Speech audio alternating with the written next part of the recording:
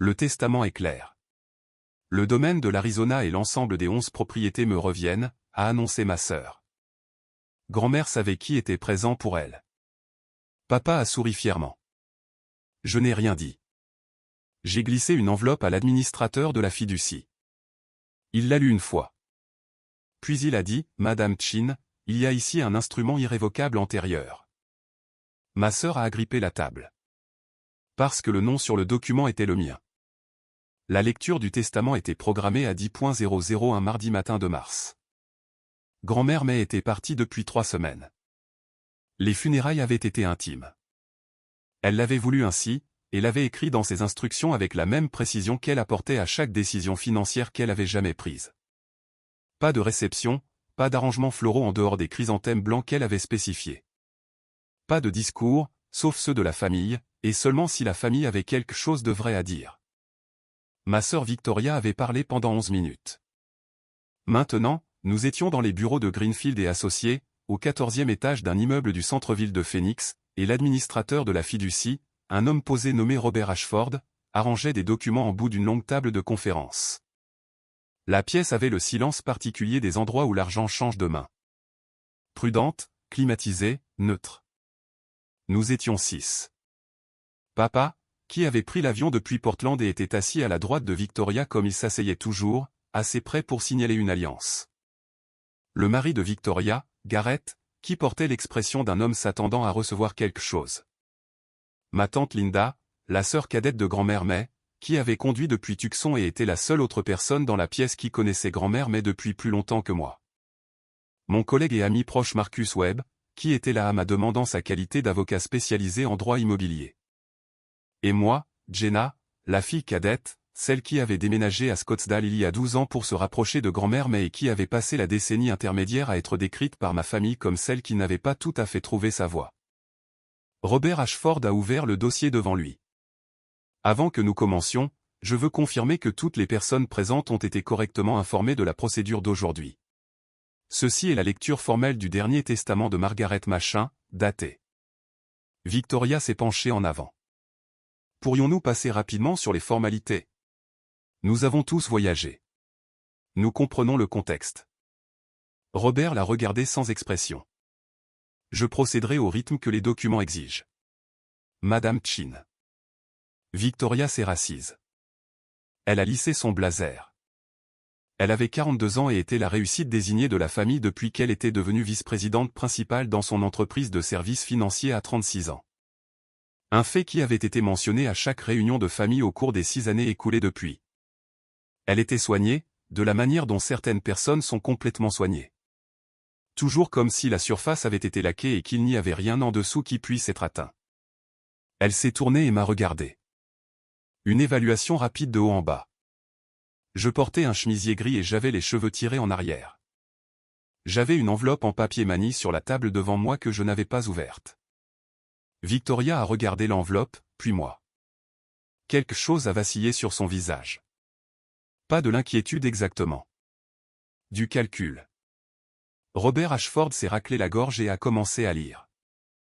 Le testament faisait 8 pages. Il couvrait les effets personnels de grand-mère May, ses bijoux, ses collections, ses comptes. C'était un vrai document correctement exécuté.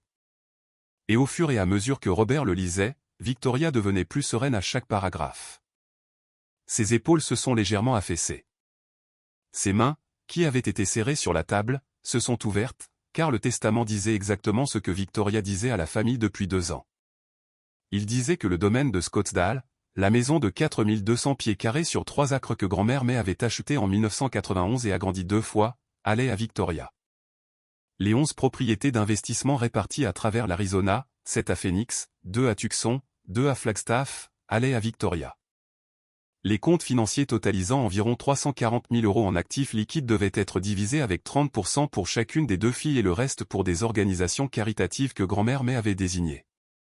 Quand Robert a fini de lire, Victoria a regardé papa. Papa a souri et a tendu le bras pour lui serrer la main. Grand-mère savait qui était là pour elle, a dit Victoria. Elle s'adressait à la table, mais elle me regardait. Elle savait qui a fait les sacrifices, qui était présent, qui a compris ce qu'elle a construit et à qui on pouvait faire confiance pour le protéger. Je n'ai rien dit. J'ai ramassé l'enveloppe en papier manie devant moi. Je l'ai fait glisser sur la table vers Robert Ashford. Il l'a regardée. Il m'a regardé. Il l'a ouverte. Il a lu la première page, puis la seconde. Son expression n'a pas changé. Il était un professionnel, et les professionnels dans des pièces comme celle-ci ne laissent pas leur visage faire le travail. Mais sa posture a légèrement changé. Il a posé le document à plat sur la table et a relu la première page. Puis il a levé les yeux. « Madame Chin » a-t-il dit, et parce qu'il y avait deux Mesdames Chin dans la pièce, tout le monde a immédiatement compris par la direction de son regard de laquelle il parlait. Il y a un instrument irrévocable antérieur ici. La main de Victoria était toujours sur la table là où papa l'avait tenue. Il avait lâché prise. Ses doigts se sont étalés à plat contre la surface comme si elle avait besoin de sentir quelque chose de solide. « Je suis désolé » a-t-elle dit. Sa voix était très contrôlée. « Un quoi antérieur ?»« Une fiducie irrévocable » a dit Robert.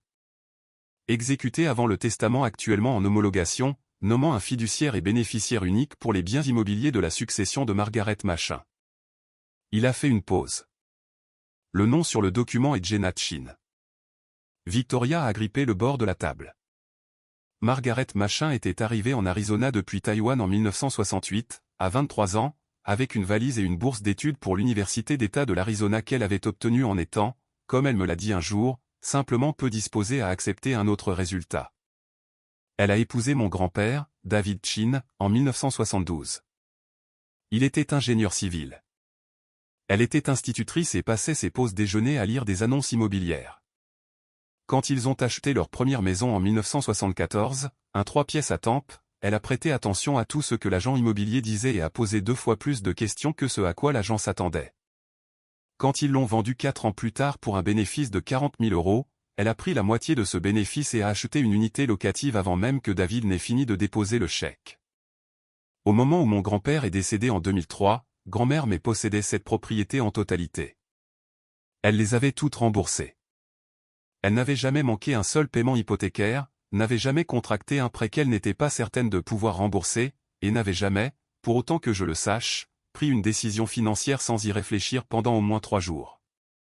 Elle a ajouté 4 autres propriétés entre 2003 et 2012, se déplaçant méthodiquement dans les quartiers de Phoenix qu'elle avait étudiés comme d'autres étudient des livres.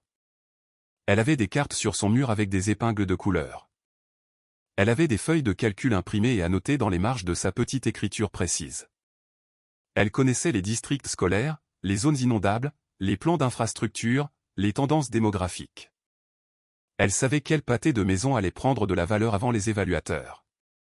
J'ai déménagé à Scottsdale quand j'avais 26 ans, fraîchement sorti d'un programme de licence immobilière en Californie, fauché et déterminé, et pas tout à fait sûr de ce que je faisais.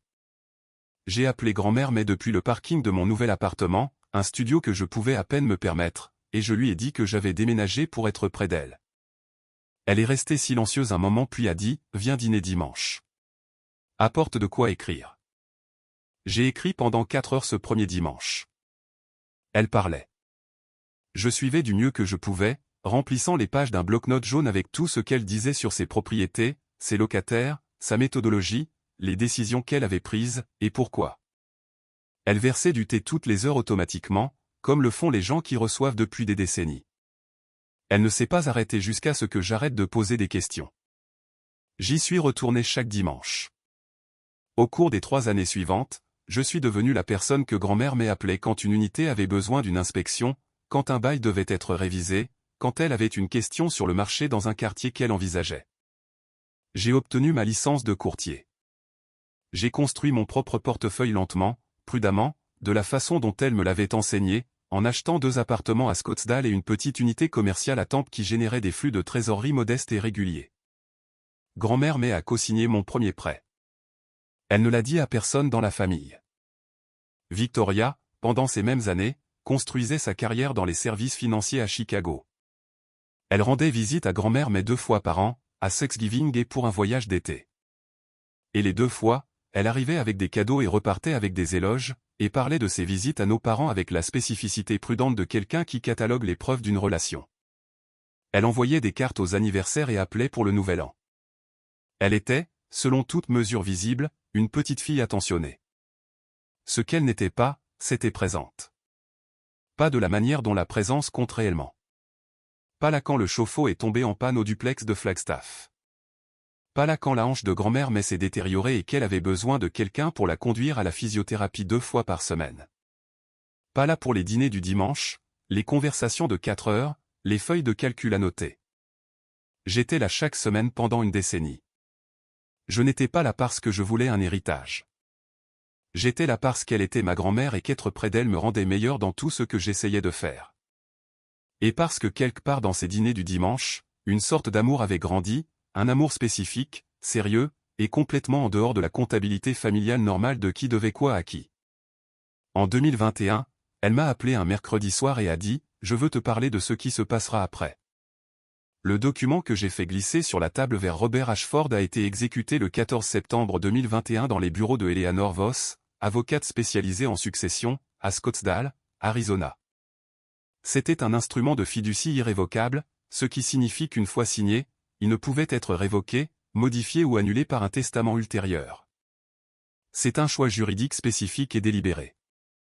Grand-mère mais l'avait choisi en pleine connaissance de ce qu'il signifiait. Après 3 consultations distinctes avec Eleanor au cours de 8 mois, la fiducie englobait les 11 propriétés d'investissement, le domaine de Scottsdale, et l'intégralité du portefeuille immobilier. Valeur estimée combinée au moment de l'exécution, 4,7 millions d'euros. Valeur marchande actuelle au moment de la lecture du testament, 5,1 millions d'euros. J'étais nommé fiduciaire unique et bénéficiaire unique. Eleanor Voss avait documenté le raisonnement de grand-mère mais dans une lettre d'intention de 4 pages jointe à la fiducie. Je l'avais lu de nombreuses fois. Le passage pertinent. J'ai 2 filles que j'aime. Je n'écris pas ceci pour diminuer l'une en faveur de l'autre. J'écris ceci parce que j'ai passé 50 ans à prendre des décisions prudentes et celle-ci en est une. Jenna m'a montré par l'action et la constance sur de nombreuses années qu'elle comprend non seulement la valeur de la propriété, mais aussi la responsabilité qui en découle. Elle comprend que les locataires sont des personnes. Elle comprend que les actifs nécessitent une intendance, pas seulement une propriété. Je veux que ce que j'ai construit aille à quelqu'un qui en sera l'intendant. Il y avait aussi ceci. Victoria est talentueuse et je suis fier d'elle. Mais au cours des 3 dernières années, elle m'a interrogé 4 fois sur le testament. Jenna n'a jamais posé la question une seule fois. Cela me dit tout ce que j'ai besoin de savoir. Le testament, le document que Robert avait lu à haute voix, avait été rédigé séparément également par Eleanor et était authentique. Il avait été créé pour gérer les biens personnels, les actifs liquides et les legs caritatifs formels. Il ne remplaçait pas la fiducie car rien ne peut remplacer une fiducie irrévocable pour les actifs placés à l'intérieur de celle-ci. Le testament et la fiducie étaient 2 instruments distincts, tous 2 valides, régissant 2 catégories distinctes d'actifs. Victoria était au courant du testament. Elle avait posé des questions à ce sujet, comme grand-mère mais l'avait noté, à 4 reprises. Elle n'était pas au courant de la fiducie. Eleanor Voss, qui avait géré l'affaire avec une discrétion totale sur les instructions explicites de grand-mère May, était actuellement dans son bureau de Scottsdale. Elle avait libéré son emploi du temps pour le mardi après-midi à la demande de grand-mère May. Une demande faite avant le décès de grand-mère May, laissée dans une lettre scellée qu'Eleanor avait ouverte le matin de la lecture. Elle attendait mon appel. Je veux être précise à ce sujet également. Pendant environ 22 mois avant la lecture du testament, Victoria avait mené ce qu'elle appelait dans des courriers électroniques, que je n'étais pas censé avoir vus. Mais que grand-mère m'avait transféré en octobre 2022 sans commentaire avec une seule ligne, j'ai pensé que tu devrais savoir, la planification de la transition de la succession. Les courriers électroniques s'adressaient à Garrett, son mari, et à une société de gestion immobilière à Phoenix appelée Apex Résidentiel, que Victoria avait engagée sans que grand-mère le sache en juin 2022. Elle y exposait son plan pour les 11 propriétés à la suite du transfert, un terme qu'elle utilisait systématiquement, comme si l'héritage était déjà une transaction achevée. Elle prévoyait de remplacer Karl Burgess, le gestionnaire immobilier de grand-mère depuis 16 ans, par Apex. Elle prévoyait d'augmenter les loyers d'une moyenne de 22% sur l'ensemble du portefeuille dans les 6 premiers mois. Elle prévoyait de vendre 4 des 11 propriétés, plus précisément les 4 qui avaient les rendements mensuels les plus bas mais la valeur foncière la plus élevée. celle que grand-mère May avait conservée délibérément parce que les locataires étaient là depuis plus d'une décennie et qu'elle valorisait la stabilité par rapport à la marge. Un courrier électronique envoyé à Garrett en août 2022 disait « Une fois la succession sortie de l'homologation, je ferai refinancer l'ensemble du portefeuille et nous pourrons retirer environ 800 000 € de capitaux propres pour le projet Sedona. Les propriétés couvriront le service de la dette. » J'avais lu ces courriers électroniques assise à la table de la cuisine de grand-mère mais pendant qu'elle versait le thé. Elle n'avait rien dit quand j'ai eu fini. Elle avait juste rempli ma tasse. 3 semaines plus tard, elle a appelé Eleanor Voss. Le sang-froid de Victoria a duré environ 30 secondes après l'annonce de Robert Ashford. Ce document n'est pas valide, a-t-elle dit. Quoi que ce soit, il a été exécuté à l'insu de notre famille. Notre grand-mère avait 81 ans. Elle prenait des médicaments. Quelqu'un l'a manipulée. La fiducie a été exécutée en septembre 2021, ai-je dit. Grand-mère était en excellente santé cognitive. Son médecin, le docteur Patricia Su, a documenté sa capacité au moment de la signature. Cette documentation est dans le dossier de la fiducie. Robert avait ouvert un deuxième dossier. Il s'était manifestement préparé à ce moment. J'ai Eleanor Voss en attente, a-t-il dit. Maître Voss était l'avocate rédactrice. Elle est disponible par téléphone pour répondre à toute question de procédure. Je veux une copie de ce document, a dit Victoria. Sa voix était devenue plate. Professionnelle. Elle passait dans le mode qu'elle utilisait au travail. Celui où l'émotion était emballée et remplacée par la pensée stratégique. Je l'avais regardé le faire lors des dîners de famille. Je l'avais regardé le faire aux funérailles de notre grand-père. Elle le faisait maintenant. Des copies seront fournies à toutes les parties, a dit Robert. L'instrument est également un document public déposé auprès du comté de Maricopa. Numéro d'enregistrement 2021.088.4471. Garrett a pris son téléphone et a commencé à chercher. Cela ne tiendra pas, a dit Victoria. Elle s'est tournée vers mon père. Papa, ce n'est pas légitime. Grand-mère ne ferait pas ça sans nous le dire. Papa regardait le document que Robert avait fait glisser vers le centre de la table. Il le lisait avec l'attention lente et prudente d'un homme qui comprenait que quelque chose s'était mal passé, mais qui n'était pas encore sûr d'où ni comment. Il n'avait pas parlé depuis l'annonce de Robert. Papa, a répété Victoria, plus sèchement. Vicky, a-t-il dit doucement. Laisse-moi le lire. Marcus Webb, qui était resté silencieux sur la chaise à côté de moi, a parlé pour la première fois. Si cela peut aider à clarifier la situation juridique, a-t-il dit, je peux passer en revue le statut de l'Arizona pertinent concernant les instruments de fiducie irrévocables et leur relation avec les testaments exécutés ultérieurement. La version courte, une fiducie irrévocable valide pour des actifs spécifiques remplace toute disposition testamentaire ultérieure pour ces mêmes actifs. Il n'y a aucune exception. Victoria s'est tournée et a regardé Marcus comme si elle le voyait pour la première fois. Qui êtes-vous? Marcus Webb. Je suis avocat spécialisé en droit immobilier. Je suis ici en tant que conseiller de Jenna. Un silence. Victoria m'a regardé. Quelque chose avait changé dans son expression. Plus le calcul. Quelque chose grondait en dessous. Quelque chose qui ressemblait, si je le lisais bien, à la désorientation spécifique d'une personne dont le plan a été démantelé en public. Tu savais, a-t-elle dit, sans accuser, réalisant simplement. Je le sais depuis 2021, ai-je dit. Grand-mère m'a demandé de garder cela privé tant qu'elle était en vie. J'ai respecté cela. Elle ne me l'a pas dit. Non, ai-je dit. Elle ne l'a pas fait. Victoria s'est levée. Elle a marché jusqu'à la fenêtre, du verre du sol au plafond, 14e étage, phénix s'étendant dans toutes les directions en dessous de nous, brune et plate et énorme. Elle se tenait là, dos à la pièce. Garrett a posé son téléphone face vers le bas sur la table.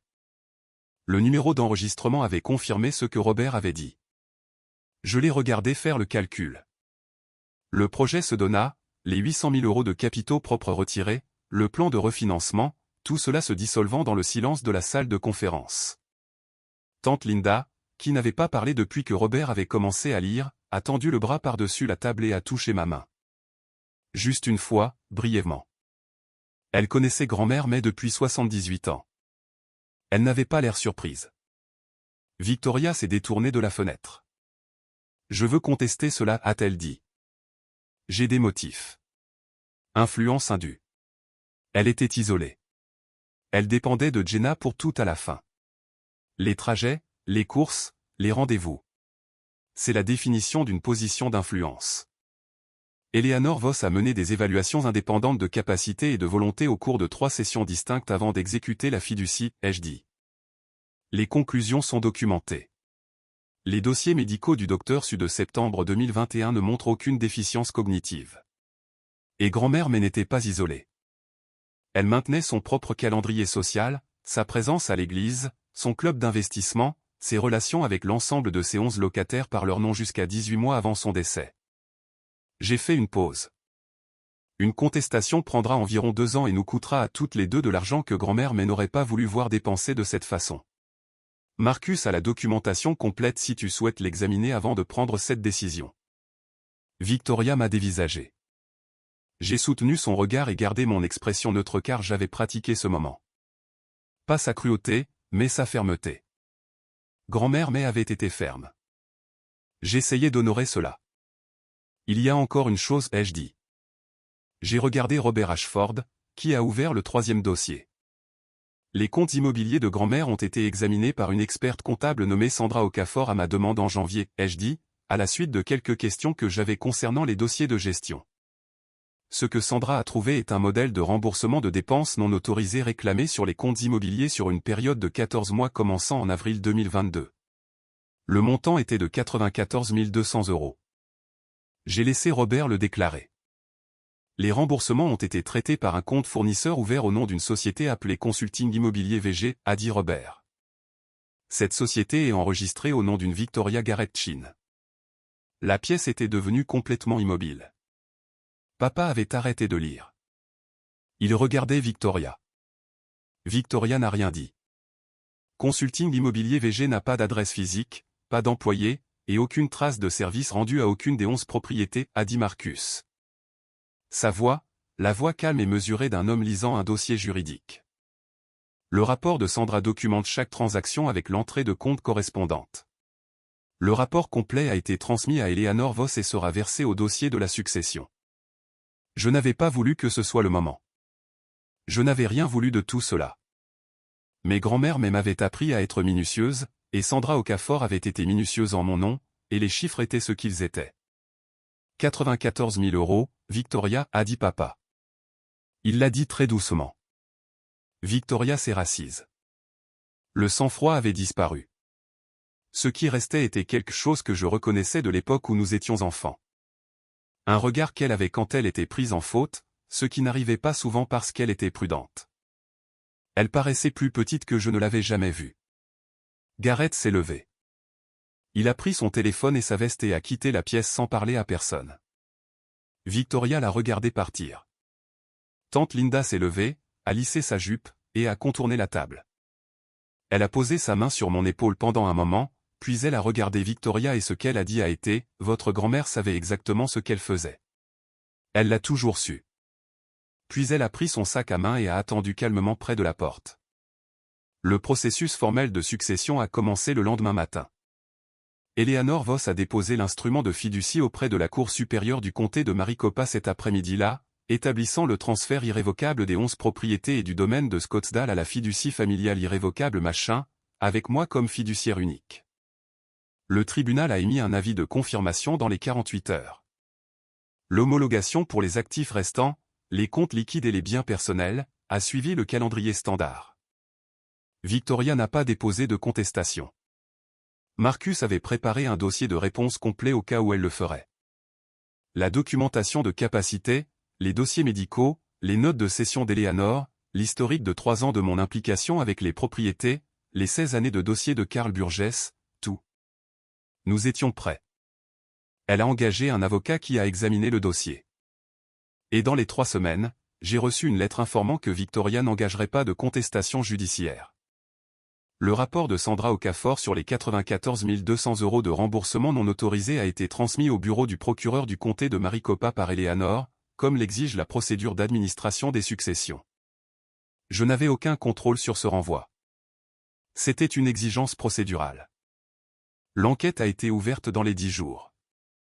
Gareth a demandé le divorce en avril. J'ai appris cela par mon père qui m'a appelé un dimanche soir d'une voix qui ressemblait à celle d'un homme triant des décombres. Nous avons parlé pendant 2 heures. Il a posé des questions sur les propriétés, sur la lettre de grand-mère May, sur les dîners du dimanche dont il n'avait jamais eu connaissance. Il a pleuré une fois, a essayé de le cacher et n'y est pas tout à fait parvenu. À la fin de l'appel, il a dit « Elle était fière de toi. J'aurais dû le voir. Tu le vois maintenant. » J'ai répondu « C'est ce qui compte. » Karl Burgess, qui avait 70 ans et gérait les propriétés de grand-mère May depuis 2008, et à qui Victoria avait dit lors d'un appel téléphonique l'année précédente de s'attendre à une transition, a reçu un appel de ma part le mercredi suivant la lecture. Je lui ai dit que son poste était permanent. Il a dit « J'espérais que ce serait vous qui appelleriez. » Eleanor Voss m'a remis la lettre d'intention dans sa forme complète, scellée, lors d'une réunion 2 semaines après la lecture. Elle a dit « Grand-mère May avait spécifiquement demandé que je la lise seule avant d'en partager la moindre partie. Je l'ai lu dans ma voiture dans le parking sous l'immeuble d'Eleanor, dans la lumière grise spécifique d'une structure couverte au milieu d'un mardi après-midi, et je n'ai pas pleuré. Pas tout de suite. J'ai fini de lire d'abord. Grand-mère May aurait fini de lire d'abord. La lettre faisait 5 pages. La majeure partie était privée. Il y avait des passages sur mon grand-père, sur les années de construction, sur les locataires qu'elle nommait individuellement et l'espoir qu'elle avait quant à la façon dont ils seraient traités. Il y avait une section sur son immigration, sur ce que cela signifiait de construire quelque chose de permanent dans un pays qui n'était pas encore sûr de vous vouloir, sur la satisfaction spécifique de posséder des terres. Et il y avait ce paragraphe vers la fin. Jenna ne m'a jamais rien demandé sauf mon temps et mes connaissances. Elle m'a donné les siennes en retour. Pendant 12 ans, elle est venue au dîner du dimanche et elle a appris et elle a construit et elle m'a montré, sans jamais le dire. Qu'elle comprenait ce que je comprenais, que la propriété n'est pas la richesse. La propriété est une responsabilité. Quiconque pense que c'est de la richesse la perdra. Quiconque la comprend comme une responsabilité la fera fructifier. Je sais à qui je laisse ceci. En dessous, de sa petite écriture précise, une seule ligne ajoutée au bas de la dernière page. L'encre légèrement différente, écrite séparément. Prends soin des locataires. Le reste prendra soin de lui-même. C'est de nouveau mars. Les 11 propriétés sont entièrement occupées. J'ai fait entrer 2 nouveaux locataires l'automne dernier. Une famille au duplex de Flagstaff et un couple de retraités dans l'une des unités de Tucson. Et tous 2 sont passés par le même processus de sélection que grand-mère May m'a enseigné 20 ans après le début de sa carrière. Vérification des revenus, historique de location, un appel téléphonique, une intuition. Les 2 ont payé à temps chaque mois. J'ai gardé le domaine de Scottsdale. Je n'étais pas sûr de le faire initialement. C'est une grande maison pour une seule personne et les grandes maisons nécessitent un entretien que j'apprends encore. Mais je m'assieds à la table de sa cuisine chaque dimanche matin avec du café et les papiers de la semaine, et l'habitude me semble juste. La table est la même que celle où elle m'a enseigné. Je ne l'ai pas déplacée. Le portefeuille total, les 11 propriétés, le domaine et mes propres avoirs, est évalué à 6,8 millions d'euros. J'ai 38 ans. Je le gère de la manière dont elle le gérait, patiemment, méthodiquement, avec un classeur qui a un dossier par propriété et des marges annotées de mon écriture. Mon père vient me rendre visite de temps en temps. Il apprend lentement à poser de meilleures questions sur des choses qu'il ne comprenait pas auparavant. Et je pense que c'est une forme de croissance qui devrait être honorée plutôt que mesurée autant qu'elle a pris. Il essaie. C'est suffisant. Victoria et moi ne nous sommes pas parlé depuis mars de l'année dernière. L'enquête est en cours. Je ne suis pas ses progrès. Je ne lui souhaite pas de mal. Je ne lui souhaite rien en particulier. Ce que je souhaite, c'est qu'elle ait voulu apprendre au lieu de vouloir posséder, car la distinction importait à grand-mère May, et maintenant elle m'importe, et cela aurait tout changé. Je n'ai pas déplacé le classeur de grand-mère May. Il trône dans la 2e chambre de la maison de Scottsdale, que j'utilise comme bureau. Il y a 11 dossiers à l'intérieur, chacun étiqueté de son écriture. Je ne les ai pas réétiquetés. Je n'en ai pas l'intention. À côté du classeur, dans un cadre que j'ai acheté dans une boutique du centre-ville de Scottsdale, se trouve une ligne sur une carte blanche avec sa petite écriture précise.